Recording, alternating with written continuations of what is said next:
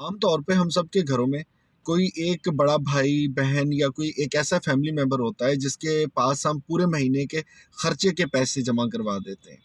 मेरे एक दोस्त हैं, वो काफ़ी अरसा बड़े इस बात पे परेशान थे। कहते हैं जी कि मैं बड़ी कोशिश करता हूँ, लेकिन यार महीने का जो खर्चा हम सब बहन भाइयों ने इकट्ठा किया होता है उसको चलाना बड़ा मुश्किल हो जाता है। और मेरे छोटे बहन भाई जो हैं वो शायद कभी कभी इस बात पे नाराज़ होते हैं। एक दिन थोड़े खफा थे, कहने लगे आज छोटे भाई ने कह दिया कि भाईजान आपसे जब भी पैसे मांग ले किसी काम के लिए आप कहते हैं कि पैसे ख़त्म हो गए हैं। तो हम हर महीने सारे कुछ ना कुछ कंट्रीब्यूट करते हैं, तो आप जो है पता नहीं किस तरह से मामला चला रहे हैं।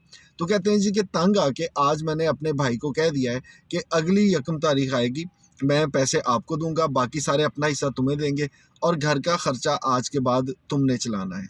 खैर, ये कहने के बाद कुछ दिन के बाद ज़िक्र करने लगे, कहते यार मैं ख़ुद को ना बड़ा रिलैक्स महसूस करता हूँ। अब मुझ पे ना वो उस तरह से हर वक़्त सोचने की ज़िम्मेदारी नहीं है कि बिल जमा करवाना है, कितने पैसे रह गए हैं, मैंने दूध वाले को पैसे देने हैं, कितने पैसे रह गए हैं। तो कहते यार अब मैंने वो जो एक पैसे हमने कंट्रीब्यूट करने थे वो छोटे भाई के हवाले किए, अब वो इंतज़ाम चला रहा है। खैर, तकरीबन महीना जब ख़त्म होने आया तो एक दिन कहने लगे कि यार मज़े की बात बताऊँ, आज छोटा भाई जो था उसने सारे घर वालों को इकट्ठा किया और कहने लगा कि आप लोगों का तो खर्चा ही बड़ा है। हम घर वाले सारे कह रहे थे जी कौन सा खर्चा ज़्यादा किया? देखें आप लोग जो हैं वो फ़लाँ वक़्त में फ़लाँ चीज़ खाने की क्या ज़रूरत थी, आपने उस दिन फ़लाँ चीज़ मँगवा ली। तो कहते हैं कि भाई हर महीने इस तरह के खर्चे तो हम पहले भी किया करते थे। फिर वो कहने लगा कि मुझे लगता है इस दफ़ा आपने चाय बहुत ज़्यादा पी है। भई चाय कहाँ ज़्यादा पी है, दिन में 3 बार हम घर में चाय बनाते हैं। अच्छा फिर मेहमान ज़्यादा आए होंगे। कहते हैं हमने उससे कहा कि यार तुम मसला बताओ बात क्या हुई है?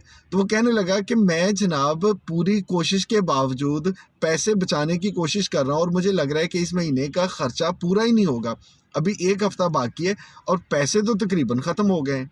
उसने जी अपने पिछले महीने के बिल निकाले हुए हैं, इस महीने का बिल निकाला हुआ है कि कहीं पिछले महीनों से बिल तो ज़्यादा नहीं आ गए, वहाँ पे भी समझ नहीं आ रही।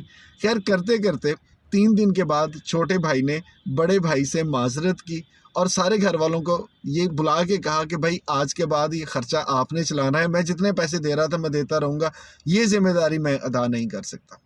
ये एक ऐसा वाक़या था जो कि आम ज़िंदगी में देखें ना तो हमें हर शख्स की ज़िंदगी के साथ जुड़ा हुआ नज़र आता है। कभी दफ़्तर में काम करते हुए मामलात कैसे चल रहे हैं, ऐसे ही लोगों का जी चाहता है क्रिटिसाइज़ करने को, भाई ये काम ऐसे नहीं होना चाहिए था, ऐसे होना चाहिए था। अब कहते हैं कि जब आप किसी पे क्रिटिसाइज़ करते हैं तो उसके 3 तरीके होते हैं। पहला क्रिटिसिज़्म होता है इंतहाई मनफ़ी, आप कहते हैं ये भी गलत है, ये भी गलत है, ये भी गलत है। ऐसे क्रिटिसिज़्म का कोई फ़ायदा नहीं है जब तक आपके पास उसका कोई तामीरी हल नहीं है। अगर आपको लगता है कि ये काम ऐसे नहीं होना चाहिए था, तो फिर कैसे होना चाहिए था उसका कोई लाहे-अमल आपके पास होना चाहिए। वो एक मेरे दोस्त हैं वो कहते हैं जी कि मैं अक्सर कह देता था ऐसे नहीं होना चाहिए, ऐसे नहीं होना चाहिए। तो एक दिन जो मेरे साहब हैं उन्होंने मुझे बिठा के बड़े प्यार से पूछ लिया। उन्होंने बताया जी आप बताएँ कैसे होना चाहिए? तो कहते हैं मेरे पास जवाब कोई नहीं था। अब उनकी बातें सुनने के बाद जब उन्होंने मुझसे पूछ लिया कि कोई हल है, मेरे पास कोई हल नहीं था, तो उन्होंने कहा कि फिर बेटे आप इस तरह से तनकीद भी ना किया करें जब तक आपके पास इसका कोई इससे बेहतर हल नहीं है। और बहुत बार हमारी आदत बन गई है कि हमने सिर्फ़ बात कहनी होती है। वो बात कैसे कहनी थी, यार ये कोई काम है, इस तरह काम करते हैं, ये कोई तरीका है काम करने का। तो भाई कौन-सा तरीका है काम करने का, अगर आपके पास उससे बेहतर तरीका नहीं है, तो चीज़ों को चलने दीजिए। सो आज के बाद अगर आप को ये लगे कि कोई शख्स आपके किसी काम पे तनकीद कर रहा है, तो एक सवाल उससे ज़रूर पूछ लें, वो ये कि अच्छा आपके ख़्याल में ये काम कैसे होना चाहिए? और दूसरी बात ये कि आप अगर कभी तनकीद करने लगें, तो एक लम्हे को ठहरिए, सोचिए, ये अंदाज़ा लगाइए कि अगर दूसरे शख्स ने पूछ लिया कि अच्छा भाई ये तो मैं गलत कर रहा हूँ, फिर इसको कैसे होना चाहिए?